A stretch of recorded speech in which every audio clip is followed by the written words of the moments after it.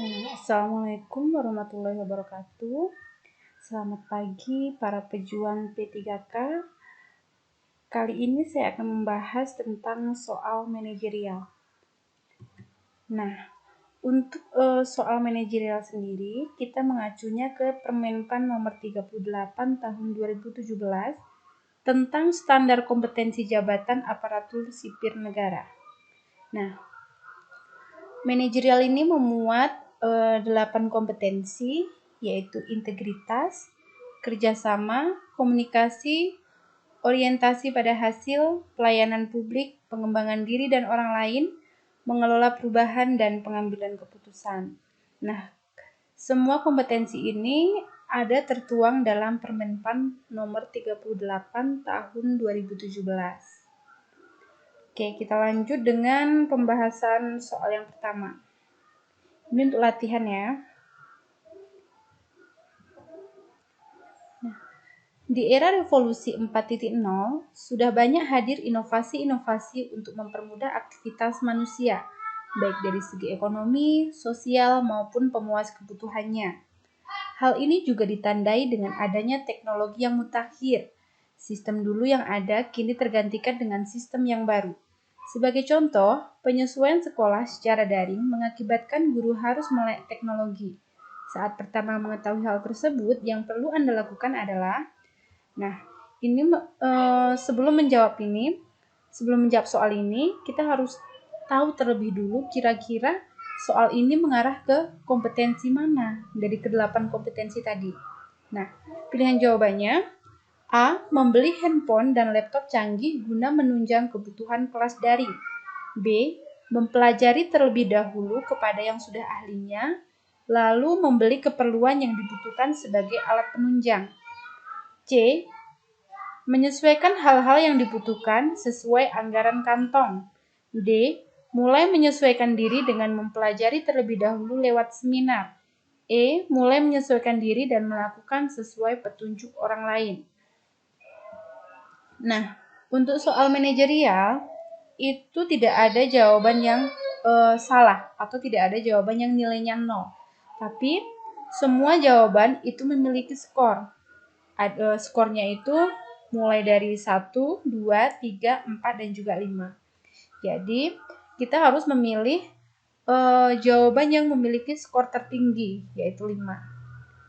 Nah, dari soal ini sudah sangat jelas gitu, bahwa soal ini mengarah ke kompetensi mengelola perubahan, di mana definisi dari mengelola perubahan yaitu kemampuan dalam menyesuaikan diri dengan situasi yang baru atau berubah, dan tidak bergantung secara berlebihan pada metode dan proses lama, mengambil tindakan untuk mendukung dan melaksanakan inisiatif perubahan, memimpin usaha perubahan, mengambil tanggung jawab pribadi untuk memastikan perubahan berhasil diimplementasikan secara efektif. Ini pengertiannya.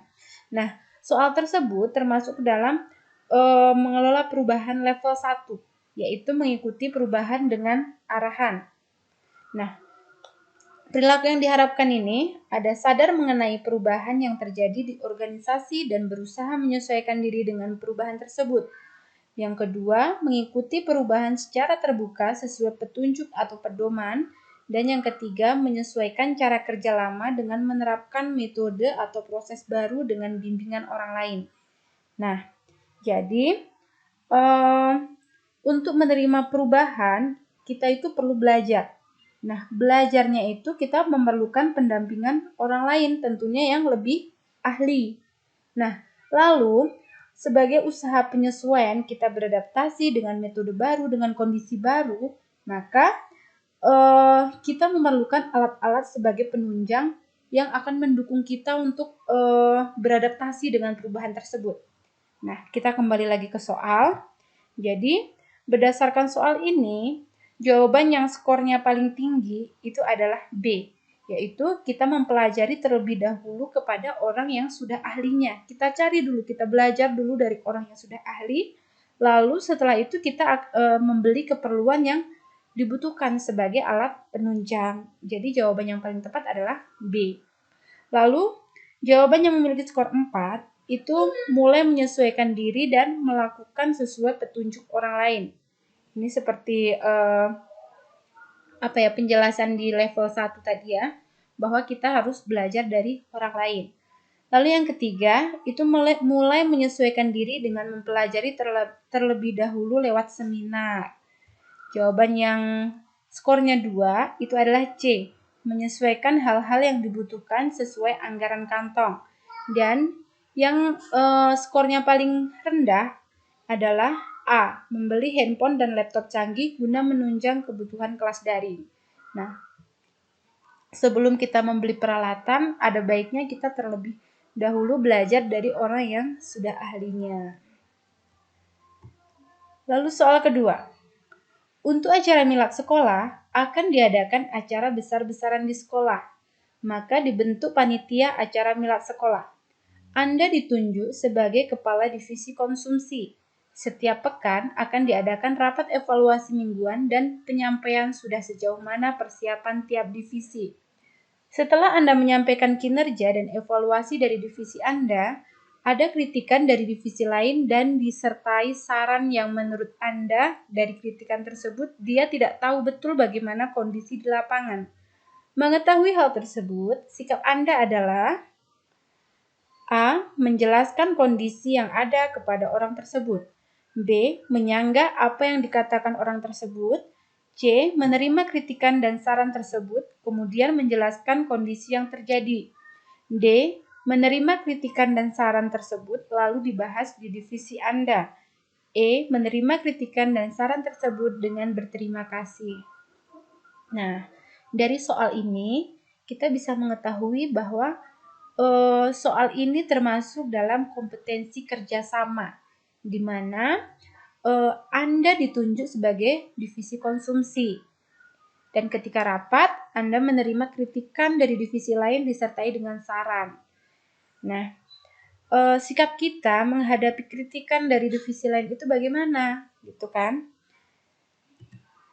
Nah, kerjasama. Kerjasama itu merupakan kemampuan menjalin, membina, mempertahankan hubungan kerja yang efektif, memiliki komitmen saling membantu dalam menyelesaikan tugas, dan mengoptimalkan segala sumber daya untuk mencapai tujuan strategis organisasi. Nah, level 1 itu berpartisipasi dalam kelompok kerja, di mana salah satu sikap yang diharapkan itu ada yang poin nomor 2, mendengarkan dan menghargai masukan dari orang lain dan memberikan usulan-usulan bagi kepentingan tim. Nah, jadi dari soal tersebut, jawaban yang skornya paling tinggi, yang memiliki skor 5, yaitu menerima kritikan dan saran tersebut lalu dibahas di divisi Anda. Kenapa bukan C gitu kan? Kalau C, menerima kritikan dan saran tersebut, kemudian menjelaskan kondisi yang terjadi. Nah, kenapa bukan itu yang paling tinggi? Karena memang kondisinya ini kita sedang rapat evaluasi gitu. Jadi divisi lain ini memberikan kritik dan saran itu setelah kita menyampaikan penjelasan gitu. Setelah kita memaparkan sudah sejauh mana persiapan divisi kita, lalu ada kritikan. Jadi sudah tidak perlu lagi dijelaskan gitu. Jadi skor yang paling tinggi adalah menerima kritikan dan saran tersebut, lalu dibahas di divisi kita bersama dengan anggota-anggota kita. Lalu skor yang 4 yaitu menerima kritikan dan saran tersebut dengan berterima kasih. Yang ketiga, C. Menerima kritikan dan saran tersebut, kemudian menjelaskan kondisi yang terjadi. Skor 2 itu jawaban A, menjelaskan kondisi yang ada kepada orang tersebut. Sebenarnya sudah tidak perlu lagi dijelaskan gitu kan, karena sebelumnya kita sudah memberikan penjelasan. Dan skor yang paling rendah yaitu B, menyanggah apa yang dikatakan orang tersebut. Ini tidak sesuai dengan perilaku yang diharapkan dalam kerjasama level 1, di mana kita harus mendengarkan dan menghargai masukan dari orang lain dan memberikan usulan-usulan bagi kepentingan tim. Soal selanjutnya, Anda adalah seorang ASN. Upacara hari Senin nanti, Anda mendapat giliran untuk berpidato sebagai pembina upacara. Anda belum pernah melakukan hal tersebut sebelumnya. Maka sikap Anda adalah A. Meminta bantuan rekan lain yang mampu menuliskan naskah yang bagus. B. Meminta bantuan rekan lain untuk diajarkan bagaimana cara menyusun naskah pidato. C. Menyusun naskah pidato. D. Menyusun naskah pidato dan berlatih berbicara di depan cermin. E. Mengambil contoh naskah pidato orang lain. Nah, soal ini mengarahkan kita pada kompetensi komunikasi.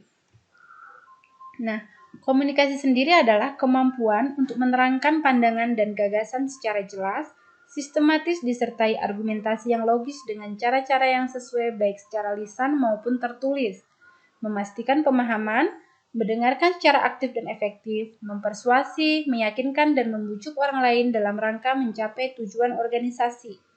Nah, level 2 ini aktif menjalankan komunikasi secara formal dan informal, bersedia mendengarkan orang lain, menginterpretasikan pesan dengan respon yang sesuai, mampu menyusun materi presentasi, pidato, naskah, laporan, dan lain-lain. Nah, sikap yang diharapkan muncul itu salah satunya adalah membuat materi presentasi, pidato, draft naskah, laporan, dan lain-lain sesuai dengan arahan pemimpin. Nah, jadi kita kembali lagi ke soal bahwasanya memang sebagai seorang ASN kita itu harus mampu melakukan komunikasi yang baik itu secara tertulis maupun secara lisan. Jadi dalam soal ini dianggap bahwasanya kita itu sudah mampu menyusun pidato, sudah mampu berkomunikasi secara tertulis.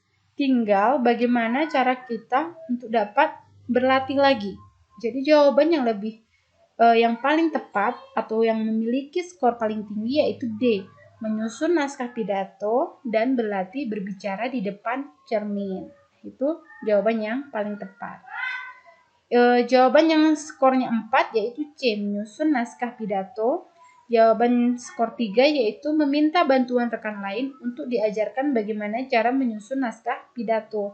Nah, ini sebenarnya kurang tepat gitu karena kita sebagai ASN itu sudah seharusnya kita memiliki kemampuan untuk berkomunikasi baik secara tertulis maupun secara lisan. Lalu jawaban dengan skor 2 yaitu A. Meminta bantuan rekan lain yang mampu menuliskan naskah yang bagus. Dan yang skornya paling rendah dan ada baiknya kita hindari yaitu mengambil contoh naskah pidato orang lain gitu. Oke, kita lanjutkan ke soal nomor 4. Adila adalah seorang kepala di divisi marketing. Kinerja timnya bulan ini menurun dibandingkan tim lain. Berdasarkan evaluasi di akhir bulan, hal ini dapat disebabkan karena metode yang kurang tepat dan efektif yang dilakukannya bersama dengan timnya. Hal yang harus dilakukan Adila adalah A. Berunding dengan timnya terkait mengapa metode yang diterapkannya kurang tepat. B. Berunding dengan timnya dan meminta saran perbaikan kepada salah satu anggotanya. C. Mencoba menerapkan metode dari tim lain yang lebih efektif dan efisien. D. Mencoba mengulangi metode yang lama kembali. E. Merundingkan kepada tim apakah harus mengganti metode atau tidak.